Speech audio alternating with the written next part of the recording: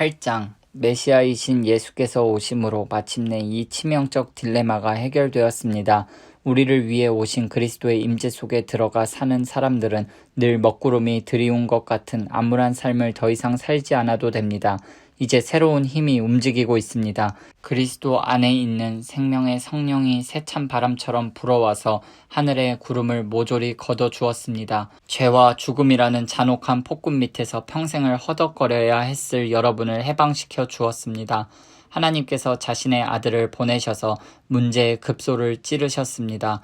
그분은 우리의 문제를 자신과 동떨어진 문제로 취급하지 않으셨습니다. 그분은 아들이신 예수 안에서 친히 인간의 처지를 떠맡으시고 진창 속에서 씨름하고 있는 인류 안으로 들어오셔서 문제를 영단번에 바로잡아 주신 것입니다. 그동안 율법 조문은 이런 일을 해낼 수 없었는데 균열된 인간 본성으로 인해 그건 역시 허약해졌기 때문입니다. 율법은 언제나 근본적 치유가 아니라 죄에 대한 미봉책이었을 뿐입니다. 그러나 마침내 그동안 응할 수 없었던 율법 조문의 요구에 우리가 응할 수 있게 되었습니다. 이는 우리가 한층 더 노력해서가 아니라 오직 성령께서 우리 안에서 행하고 계신 일을 우리가 받아들임으로써 그렇게 된 것입니다. 자기 힘으로 할 수 있다고 여기는 사람들은 늘 자신의 도덕적 힘을 재보는 일에만 몰두할 뿐 정작 실제 삶에서 그 힘을 발휘하여 일하지는 못합니다. 반면에 자기 안에 일하고 계신 하나님의 활동을 신뢰하는 사람들은 자기 안에 하나님의 성령이 살아 숨쉬고 계신 하나님이 계시다는 사실을 발견하게 됩니다. 자기 자아에 사로잡힌 사람들은 결국 막다른 길에 이를 뿐입니다. 그러나 하나님께 주목하는 사람들은 탁 트이고 드넓은 자유로운 삶 속으로 이끌려갑니다. 자기 자아에 집중하는 것과 하나님께 집중하는 것은 극과 극입니다. 자기 자아에 몰두하는 사람들은 하나님을 무시하고 결국 하나님보다 자기 자아에 더 많이 몰입하게 됩니다. 그런 사람들은 하나님과 하나님이 행하시는 일을 무시합니다. 그러나 하나님은 결코 무시당하는 것을 기뻐하시는 분이 아닙니다. 하나님께서 친히 여러분의 삶 가운데 사시기로 하셨다면 이제 여러분은 하나님보다 여러분 자신에 대해 더 많이 생각할 수 없습니다. 보이지 않지만 분명히 현존하는 하나님이신 그리스도의 영을 아직 모셔드리지 않은 사람들은 지금 우리가 하는 말을 이해하지 못할 것입니다. 그러나 그분을 모셔드린 여러분, 그분이 안에 사시는 여러분은 비록 지금도 죄로 인한 한계들을 경험하지만 하나님의 생명으로 사는 삶을 경험하고 있습니다. 예수를 죽은 자들 가운데서 일으키신 살아계신 하나님께서 여러분의 삶 속에 들어오신 것입니다. 그렇다면 그분이 예수 안에서 행하셨던 것과 같은 일을 여러분 안에서도 행하셔서 여러분을 그분을 향해 살아나게 만드시리라는 것은 너무도 분명하지 않습니까? 하나님께서 여러분 안에 살아 숨쉬고 계시다면 이것도 예수 안에서처럼 여러분 안에서도 분명한 사실입니다. 여러분은 실로 죽은 삶으로부터 건진받은 것입니다. 여러분 안에 사시는 그분의 성령으로 말미암아 여러분의 몸도 그리스도의 몸처럼 살아나게 될 것입니다. 우리는 자기 힘을 믿고 사는 옛 삶에게는 한 푼도 덕을 본 것이 없습니다. 그런 삶은 우리에게 유익한 것이 전혀 없습니다. 우리가 해야 할 최선은 그 삶을 땅에 묻고 새로운 삶을 시작하는 것입니다. 하나님의 영이 우리를 손짓해 부르고 계십니다. 해야 할 일들, 가야 할 곳들이 얼마나 많은지요. 하나님께서 받은 이 부활 생명의 삶은 결코 소심하거나 무거운 삶이 아닙니다.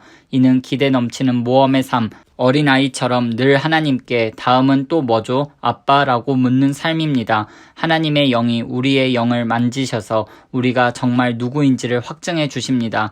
우리는 하나님이 어떤 분이시고 우리가 누구인지를 곧 그분은 우리의 아버지이시며 우리는 그분의 자녀라는 것을 알게 됩니다. 뿐만 아니라 장차 우리에게 주어질 믿을 수 없을 만큼 엄청난 상속에 대해서도 알게 됩니다. 우리는 그리스도께서 경험하시는 것을 그대로 경험합니다. 그러므로 여러분, 지금 우리가 그분과 더불어 힘든 때를 보내고 있다면 분명 우리는 그분과 더불어 좋은 때도 맞게 될 것입니다. 그런 이유로 나는 현재 우리가 겪고 있는 힘든 때와 장차 우리에게 다가올 좋은 때는 서로 비교조차 할 수 없다고 생각합니다. 이 창조세계 전체는 장차 자신에게 다가올 그 무엇을 손꼽아 기다리고 있습니다. 창조세계 안에 모든 것이 얼마 동안 제어를 당하고 있습니다. 창조세계와 또 모든 창조물들이 다 자신들 앞에 놓인 그 영광스러운 때 안으로 동시에 해방되어 들어갈 준비가 될 때까지 하나님께서 고삐로 그들을 제어하고 계십니다. 그러는 동안 현재는 기쁨 가득한 기대가 점점 깊어갑니다. 우리 주변 어디를 둘러봐도 이 창조 세계는 마치 해산을 앞둔 임신부와 같습니다. 세상 전체가 겪고 있는 이 고통은 한마디로 해산의 고통입니다. 우리 주변 세상만 그런 것이 아닙니다. 우리 내면도 마찬가지입니다. 하나님의 영이 우리 내면을 일깨우셔서 우리 역시 산고를 느끼고 있습니다. 지금 우리는 이 불모의 몸, 불임의 몸이 완전히 구원받기를 열망하고 있습니다. 기다림이 우리를 작아지게 하지 않는 이유가 바로 여기 있습니다. 임신부의 기다림은 임신부를 작아지게 하지 않기 때문입니다. 우리는 그러한 기다림 중에서 오히려 커져갑니다. 물론 우리는 우리를 커지게 하는 그것을 아직 눈으로 볼 수 없습니다. 그러나 기다림이 길어질수록 우리는 더욱 커져가며 우리의 기대 또한 더욱 기쁨으로 충만해집니다. 기다리다 지치는 순간에 하나님의 영이 바로 우리 곁에서 우리를 도우십니다. 어떻게 또 무엇을 기도해야 할지 몰라도 괜찮습니다. 그분이 우리 안에서 우리를 위해 우리의 기도를 하십니다. 할 말을 잃어버린 우리의 탄식, 우리의 아픈 신음소리를 기도로 만들어 주시기 때문입니다. 그분은 우리 자신보다 우리를 훨씬 더 잘 아시고 임신부와 같은 우리 상태를 아셔서 늘 우리를 하나님 앞에 머물게 하십니다. 그래서 우리는 하나님을 사랑하는 우리 삶 속에 일어나는 모든 일이 결국에는 선한 것을 이루는 데 쓰인다는 확신을 갖고 살 수 있습니다. 하나님은 처음부터 자신이 하실 일을 분명히 아셨습니다. 처음부터 하나님은 그분을 사랑하는 사람들의 삶을, 그분 아들의 삶을 본떠 빚으시려고 결정해 두셨습니다. 그분의 아들은 그분께서 회복시키신 인류의 맨 앞줄에 서 계십니다. 그분을 바라볼 때 우리는 우리 삶이 본래 어떤 모습이었어야 하는지 깨닫게 됩니다. 하나님은 이처럼 그분의 자녀들이 어떤 모습이어야 하는지를 결정하신 뒤에 그들의 이름을 불러주셨습니다. 이름을 부르신 뒤에는 그들을 그분 앞에 굳게 세워주셨습니다. 또한 그들을 그렇게 굳게 세워주신 뒤에는 그들과 끝까지 함께 하시며 그분이 시작하신 일을 영광스럽게 완성시켜 주셨습니다.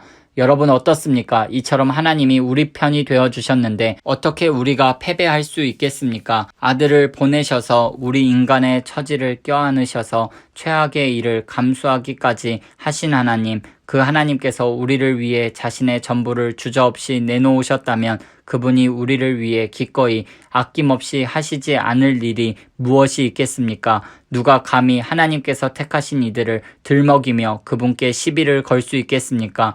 누가 감히 그들에게 손가락질 할 수 있겠습니까? 우리를 위해 죽으신 분, 우리를 위해 다시 살아나신 분께서 지금 이 순간에도 하나님 앞에서 우리를 변호하고 계십니다. 그 무엇이 우리와 우리를 향하신 하나님의 사랑을 갈라놓을 수 있겠습니까? 절대 있을 수 없습니다. 고생도, 난관도, 증오도, 배고픔도, 노숙도, 위협도, 협박도, 심지어 성경에 나오는 최악의 죄들도 마찬가지입니다. 당신을 증오하는 자들은 눈 하나 깜빡 않고 우리를 죽입니다. 그들의 손쉬운 표적인 우리는 하나씩 하나씩 처치됩니다. 그 무엇도 우리를 동요시키지 못합니다. 예수께서 우리를 사랑하시기 때문입니다. 나는 절대적으로 확신합니다. 그 무엇도 산 것이든 죽은 것이든 천사적인 것이든 악마적인 것이든 현재의 것이든 장래 것이든 높은 것이든 낮은 것이든 생각할 수 있는 것이든 생각할 수 없는 것이든 절대적으로 그 무엇도 우리를 하나님의 사랑에서 떼어놓을 수 없습니다. 우리 주 예수께서 우리를 꼭 품어 안고 계시기 때문입니다.